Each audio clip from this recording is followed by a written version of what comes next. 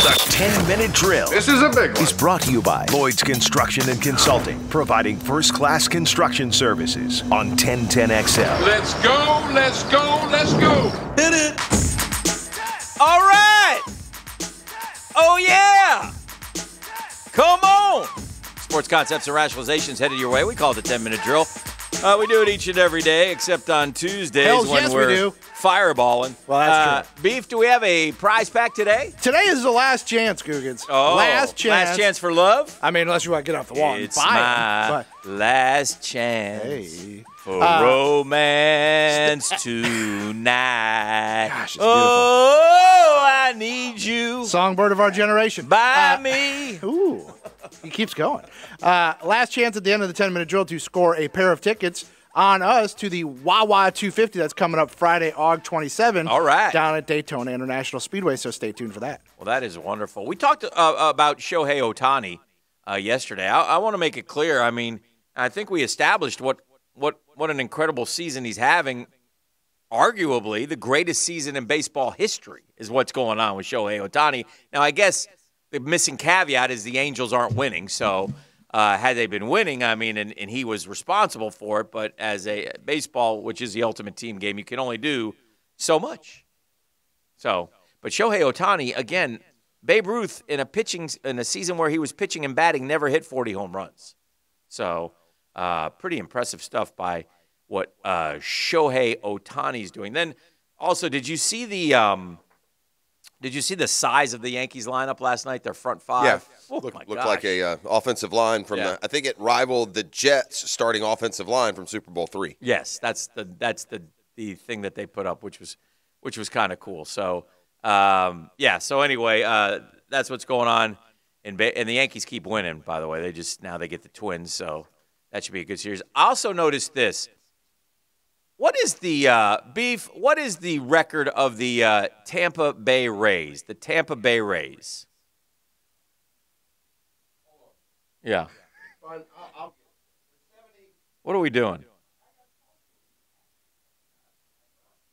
Mic's on. What's happening here? This is bad radio. You said, hold on. I don't know what I'm supposed to do. I could have just kept going. Click on the standings. Like Wilson Phillips, you can hold on for one more day. So I noticed this. The Rays are 75 and 47, but they are doing something which is okay, but they are taking advantage of the weak prey in their division. They have beaten the Baltimore Orioles 15 times in 16 games. That's plus 14 over them. Without that, they'd still be well over 500. So it's not like that's the only. It's not like they're dominating them and then playing 500 ball against the rest. Plus, the Yankees and Red Sox get that same advantage. However, 15-1 against the Baltimore Orioles this year for the Tampa Bay Rays, who just were struggling a little bit and then got Baltimore for a 4-game series and just pounded them. The O's have now lost, by the way, 15 in a row as they continue to sink further and further into the American League East. The Braves have 3 with them now. Oh, you have 3? This weekend. I would rather not play a team that's lost 15 in a row, but no, but nonetheless, that's a bad team. So So 38 up and 82 down. And remember, didn't they start the year by sweeping the Red Sox? If I'm not mistaken, something like that. Yeah, I think you're right. Could have sworn they. No, I think that is right. Can you imagine that? Yeah. The weirdest story. I'm going to repeat this, and this time it is the Shazam spotlight. Yeah, they swept 3 from the Red Sox, but then they went to New York and lost 2 out of 3, and then the Red Sox swept them back. So, all right. So the Shazam spotlight brought to you by ShazamAuto.com. I don't know if you've seen these splits. I've never seen splits like this in any sport. Swimming. No, these splits are home and away splits. Do you know what I'm talking about by saying that? No. Before you look? No. Do you have any idea that there's a team in Major League Baseball brought to you by the Murray Ford Superstore, Stark and Kingsland? Yeah. There's a team in Major League Baseball that is 14 and 45 on the road and 41 and 21 at home. Say again, please, sir. They're 41 and 21 at home. They're 14 and 45 on the road. Yeah, that was earlier in the year. We were talking about one of those teams, and I don't remember. That's who it is. unbelievable. That's got to be a major league. There's no way anyone has ever had a bigger difference in their home and road seasons than this baseball team. Arizona? It's the Colorado Rockies. Okay. That's unbelievable. Wow. The Rockies have basically the same home record as the Giants and Dodgers. Unfortunately, they're 22 games worse on the road than those two teams. Wow. And that's why they're 23. The Colorado Rockies are 20 games over 500 at home, and they're 23 out in the division. Point being, though, if you see the Rockies on the schedule, and they're sub 500 and they're 23, it makes all the difference if you're seeing them at home or on the road. Yeah. If you play them on the road, it says you're playing the Giants or the Dodgers. It's no easier. Jeez. We got a 4-gamer at Colorado real soon, too, by the way. The rock pile. Oof. After the Orioles, it gets series for the Braves. They got 2 with the Yankees, and then they've got the Giants, and they got the Dodgers and the Rockies. So, I asked this question because we were talking about the other day, our 1-to-1 financial poll question of the day. I just wondered what the fans were thinking, and this isn't fantasy. This is you get one of these NFL running backs to be on your team, and I gave you the 4 that we talked about: Cook, McCaffrey, Kamara, Henry. Who would you want on your team? Who would you want to be your running back? Cook, McCaffrey, Kamara, Henry.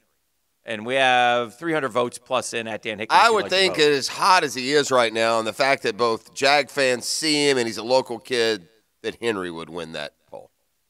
You are correct. That's not who I would put, but I think he would. You wouldn't take Derrick Henry? I would take Christian McCaffrey, man. This guy's gotten a knee injury, and everyone has forgotten how unparalleled Christian McCaffrey was playing football. He's not Derrick Henry's.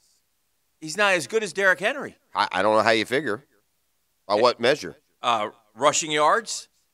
Okay. When was the last time he went for 2,000? Well, obviously the complete definition isn't total rushing yards. No.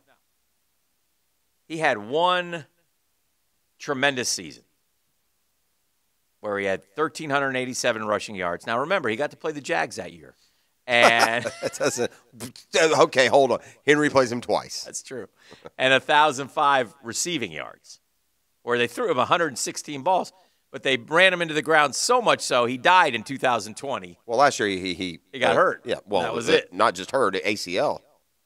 So, yeah, he's good. And the year before, by the way, he had the 2,400 total yards and and 19 touchdowns. And the year before that, he had 1,900 yards and 13 touchdowns. So I don't think he'll ever have a year like he did probably at the age of 20. Especially because Cam was still more. And Derrick Henry continues to amaze me. Now, normally, if you go that look workload is going to catch up at some point. It's got sure to. It is. If you go look at but this cat is so different. No, man. by the answer is it can't go wrong with any of the 4.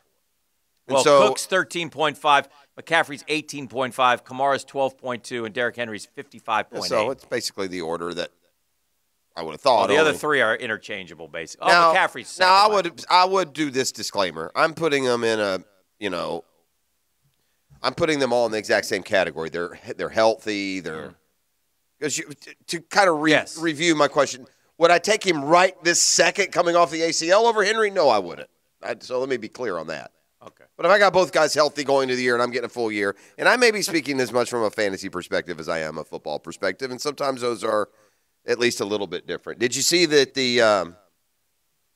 by the way, Jalen has checked the tape, and he challenges anyone to show him where he was burned up and down by Hunter Renfrow. So Jalen is such a liar, and he's the all-time perception king. Again, like he said what was the thing he said about when he was here with the Jags and he didn't get beat or no one beat him for a touchdown? I said, wait a minute, the Chiefs killed him because he was being he wouldn't follow the defensive structure that day. Who was the guy? I'm telling you, he's talked himself. Hogan beat him in the end zone for the Patriots. He has talked himself into being a greater corner than he is. Well, that's all. I mean, he's a great player. I hate to. But he talks himself into being better than he is. He's good. I wouldn't shy away from him one bit. If Hunter Renfrow was waxing him, which he did over and over again, so be it. I'm not denying Jalen Ramsey's greatness, but I would never put that guy in Canton even. And he'll get that if he stays at this level that he's talked himself into. That's what he'll ultimately get. I mean, the guy has had like 1 pick in 2 years in L.A. Yeah, So they measure. Well, they don't throw at him. Well, you know what? The kid in Miami had 10 picks last year. I'm taking him over Jalen. I'm sorry. Well, he's also viewed as one of the tops in the league, so you Yeah. wouldn't be that far off base. I just don't get it, bro. Well, the Rams-Raiders yesterday, this bit of ironic talk, and I don't think that John Gruden put this together. I don't think he intended it. I'm sorry, so, 2 picks in 2 years. Yeah. My bad. But the Raiders and the Rams got into a big melee yesterday, right? Okay. And they had to call off the practice. Coaches and players' perceptions are different of these. Yeah. And I didn't see it, so was it a – No, it's usually a bunch of – and Gruden kind of explained it that way, just a bunch of trash talking for the most part. But he'd had enough. But very interesting, a certain term, I thought, that he used in his description of what went down. So it was two guys in a special teams period, and then it was a lot of trash talking that escalated. It's just sickening, really. It's just stupidity, but I'm done with that. It's just child's play to me. Anything jump out at you there that would be somewhat ironic? There's a term in there that Play it again. Fits perfectly to John Gruden and his. It was two guys in a special teams period, and then it was a lot of trash talking that escalated. It's just sickening, really. It's just stupidity, but I'm done with that. It's just child's play to me. What, trash talking? No. Hi, I'm Chucky. Wanna play? Child's Play is the name of the Chucky doll franchise. Is he working an angle there? Working an angle. They're doing a new TV series, Dan. He's partnering with Don Mancini. I don't think that he did it on purpose, but that's what makes it even more, kind of ironic to me. All right. Hi, I'm Chucky. Wanna play? Child's Play, John Gruden went with. All right, it's arrived. Now, look, these are names, so I don't need anybody calling the profanity police if you think you hear something in the following list, right? I'm just saying these fine young athletes' names, but without further ado and no more fanfare, Dan Hicken, I will present to you the 2021 college football all-name team. All right. We're going to start at quarterback. Okay. And this is, before you go, this is the only small school on the entire list, but the name is so good. We're going to put Tyler Junior College quarterback General Booty. Oh, yeah. Yeah. General Booty. Oh, the Booty family's big. Yeah, I don't know if that's that Booty family, but General Booty means you're the general of the Booty. What team is General Booty on? He's on Tyler Junior College. Starting at running back. Your favorite pair of SEC running backs. Okay. Kavosi Smoke. I like that. At Kentucky. And one of your favorites from Auburn. You can tell me who this one is. The all-name team from Auburn. Tank Bigsby. Tank Bigsby makes it. Squarius Green Jr., University of Notre Dame. All right, at wide receiver, the pride of Tulane, Fat Watts. Fat Watts. What up, Fatty? Clemson as a kid, you probably heard this name, Aju. Love Aju. Auburn offensive lineman Brodarius Ham. Auburn has 2. I like this one, Western Michigan's Dylan Death Rage. Go get him. You want an offensive lineman on a death rage for sure. You've got Bear Hunter from Appalachian State. Oh, that's good. You've got, on the other side, this is the guy you want to go up against on the offensive line. Starting now at Cal, Gentle Williams. The Jasper Probencrux III, South Carolina State University. Dodge Saucer from Iowa State. Now this one, Dan, I'm going to need you to come over here and pronounce this one for me. I'm not sure how this one goes. This is, this guy's obviously a big fan of you and Beef's favorite show, but can we give that one a try for me? Yeah, the lineman. Yeah, that D lineman there at the top. What's his name? His name is Shitasilla. It dang sure is. Shittasillah. Of course, we'll learn that it's actually Shite. Shite. Starting next to him on the defensive line, Fish McWilliams from UAB. Fish McWilliams. What up, Fish? Octavius. Javaris and Lamar, University of Middle Tennessee. Let's go. Octavius Oxendine from Kentucky. Big Cat Bryant from UCF. Yeah, Big Cat. Florida has one. Can you tell me the Florida on the all-name team? Florida player. He's a young linebacker. On the all-name team. I think he came from Georgia, maybe. I think he got him from the state of Georgia. Young linebacker. Well, it's not Diabate. It's not Ventrell Miller. It's not Tyrone Hopper. It's not Amari Burney. I think this kid was also a pretty pretty highly star. I think he's pretty like a 4-star maybe. I'll have to ask for the initials. CB. CB. And understand, because it's a name, it's not Charles. CB, who? Chief Borders. Oh, Chief Borders. Chief Okay. Borders. He's a freshman, yeah. Arkansas has a linebacker named Bumper Pool. All right. X-Wayne at Aliciousness, Missouri Western State University. North Carolina has a defensive back named Storm Duck. Oh. A Storm Duck. Auburn has a DB named Smoke Monday. Yep. Wyoming goes with Buck Coors, and then San Diego State's defensive backfield is anchored by New Zealand Williams. I wonder if does he have a brother named South Africa Williams? He has another brother, named Australia Williams.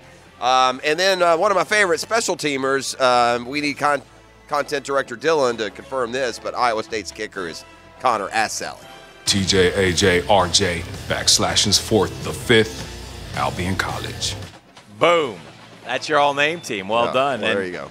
College football. Speaking of college football, we're going to have Herbie on the show today. Kirk Herbstreit coming up in the 9 o'clock hour. Is that correct, Beef? 100% 920, Dan. He's confirmed for the program. Yes. He's written a book, I believe. Yes. He has. Give it a read. Why else would he join us? No, I'm kidding. Herbie, are you going to come on again when you haven't written a book? We'll enjoy talking to Kirk Herbstreit about his I just book. can't. Herbie's going to be part of the MNF. Listen to me. There's one guy who, after his team finishes off an incredible upset win on the road over North Carolina at midnight on a Thursday, whose phone is going to ring on Friday morning. That man is Leonard Hamilton. That is happening. Oh, yes. Yeah, that is happening. Oh, yes. And when you gave that open invitation, you did not know the door you were leaving open there. We're Leonard. coming for you. Pandora's box. Beef. Yeah. 641-1010. That's the number. Boogity, boogity, boogity. Get in the pits quick if you're the first caller. You are fingers. going racing because that means you really want to go see Wawa. Caller number 1 right now, 641-1010. Getting a pair of tickets to the Wawa 250. That's Friday, August 27th down at Daytona. And don't forget, Googans, you can text the keyword 0. That's the word 0, not the number 0, Z-E-R-O, to the text line 641-1010. You'll be entered into the drawing for a chance to win a pair of tickets to the Coke Zero Sugar 400.